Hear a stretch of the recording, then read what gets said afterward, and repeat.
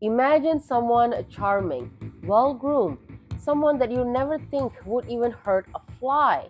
Now imagine the same person luring, then violating dozens of women. This was the reality in Malaysia back in the 1980s because of this one person. Today, I bring you the crimes of Malaysia's serial rapist Chow Meng. Hello and hi guys, welcome to the GMC channel where I bring you the ghost, the mystery, the crime. I am Esther Vincent, also known as Leomia on social media.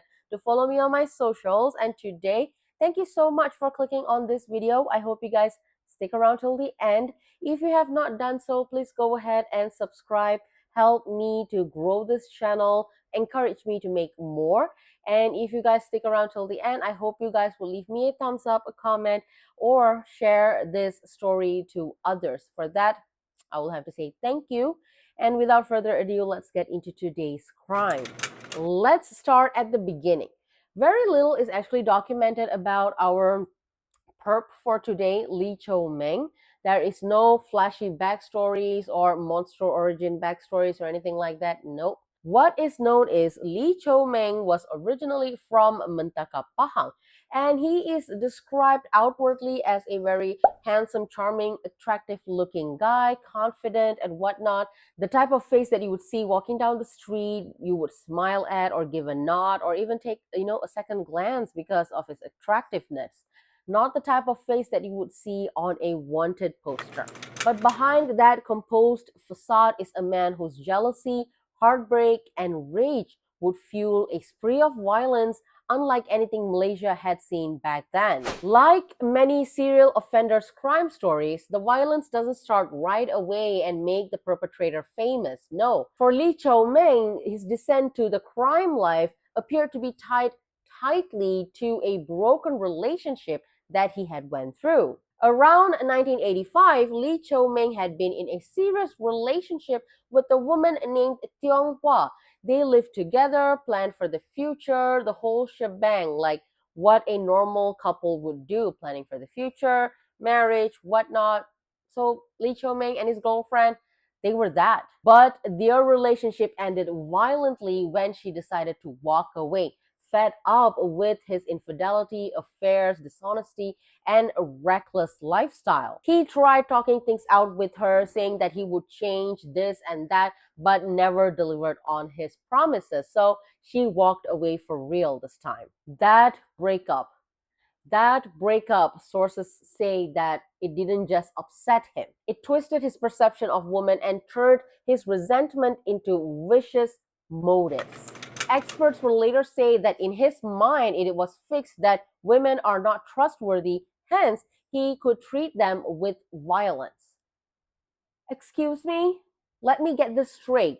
You being the dude, the boyfriend, the guy, you were the problem. You were dishonest, having multiple affairs, traveling to Thailand frequently, sleeping with multiple different people, living such a risky life, bringing all that nasties back to your girlfriend. And when your girlfriend felt this is not right and she walked away, she became the problem?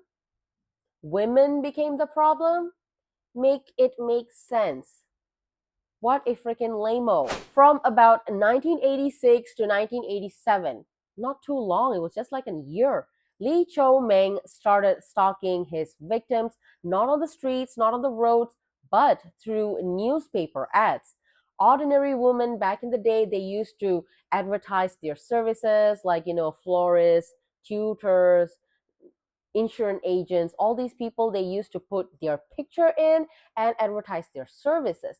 And this sick guy used to stalk them through their advertisement. He mostly chooses victims that resembled his ex-girlfriend, like hair color, maybe face shape or whatnot. I don't know what he looked at, but yeah, sources say that the people that he chose mostly resembled his ex-girlfriend. In Chow Meng's mind, these ads weren't just personal information, but they were easy to reach targets. So how does he go about it?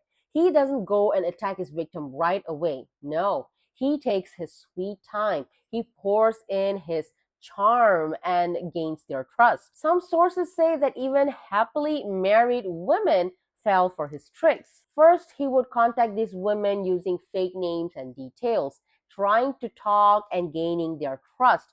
After that, he would arrange a meetup in a restaurant or any public places in the pretense of learning or knowing more further details about the services that they were providing. Once he's meeting them face to face, he would start offering them drinks. Drinks spiked with drugs to get the women go drowsy and unsteady.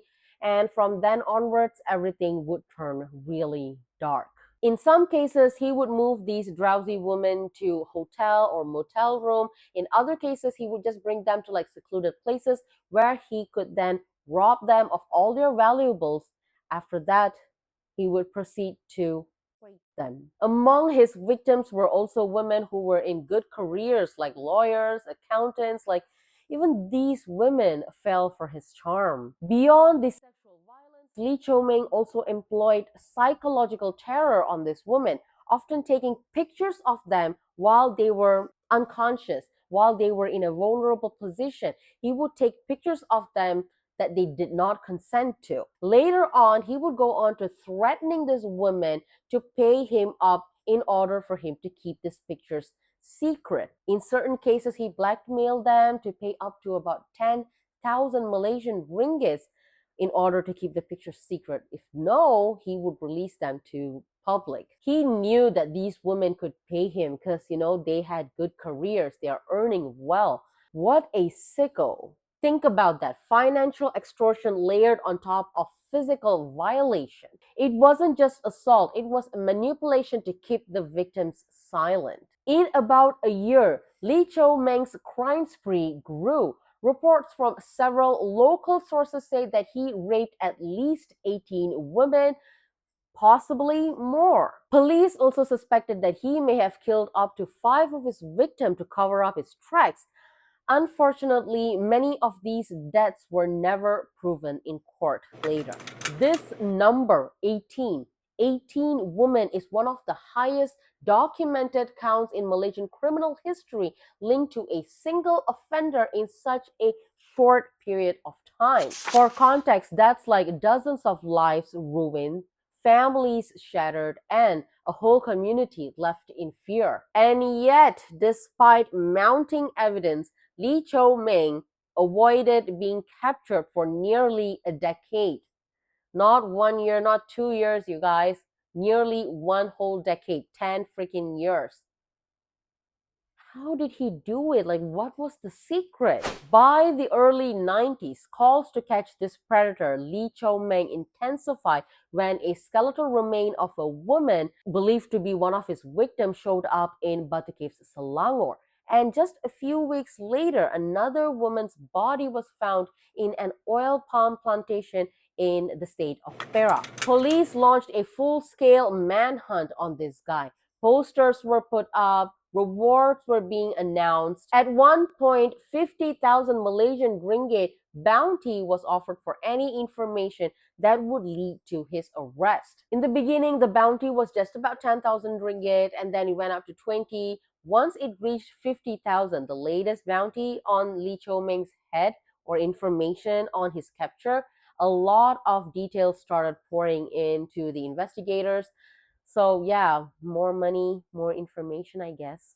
Then in Ipoh, August of 28, 1997, came a breakthrough. Like finally, one of Lee Chow Meng's victims, the same woman that he had been trying to extort, started working together with the police. They set up a sting operation, and when Lee tried to flee the location, the police shot him on his leg, on his thigh, and took him into custody. It was nearly a decade since his crimes began.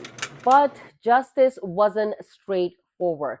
It never is for these kind of people, isn't it? Despite the horrific nature of his alleged crime, the court did not hand Lee Chow Meng death sentence. No, they didn't. He was only charged in connection with the murder of one woman, a beautician named Lim Paik Lian.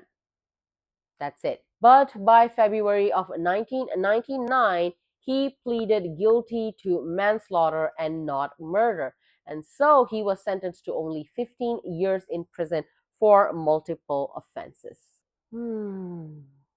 Yeah, these kind of murder, because it was in so many different places, all the evidence were circumstantial. They could not prove a lot of the alleged crimes that he had committed allegedly. So yeah, it's it feels very unfair, right? For many people, the sentence felt too light compared to how serious, how heinous, how terrible his crimes were. But like I mentioned, in cases like this, legal rules, lack of strong evidence, and plea deals often affect the final outcome. But don't worry, I've got good news for you. Lee Chow Meng started serving his sentence, right? 15 years in prison. He thought he could come out because he was still young, but his life took a very tragic turn. If you ask me, it's not tragic. He deserves it. In March of 2001, while incarcerated, he developed complications from an HIV infection and was rushed to Taiping Hospital, where he later died just 37-year-old after 2 weeks of illness. Would you look at that? Your risky lifestyle, your reckless lifestyle led you to this. Even in his final moments, reports say that he requested two adult sex guidebooks to be placed in his coffin right beside his body before being buried. Like, what a creep. A final eerie footnote to mark a life influenced by sexual violence. So, what does Lee Chow Meng's story tell us, his crime tell us? Violence, evil can hide behind looks, can hide behind charm. Heartbreak, in rare cases, can spiral into something monstrous like this. And its victims, even after decades, still have to live with that trauma. If you enjoyed this deep dive into these kind of chilling crime cases, crime sagas, make sure you like, comment, share, and if you have not done so, subscribe. Hit on that subscribe button. That will really help the channel grow. It will really encourage me. It will really make me happy. I would appreciate that. Until I see you guys again in my next video, stay safe out there. Take care. And if you guys have the time to spare, please click on the next video that might be popping up around here at any time. And that's it, you guys. Bye.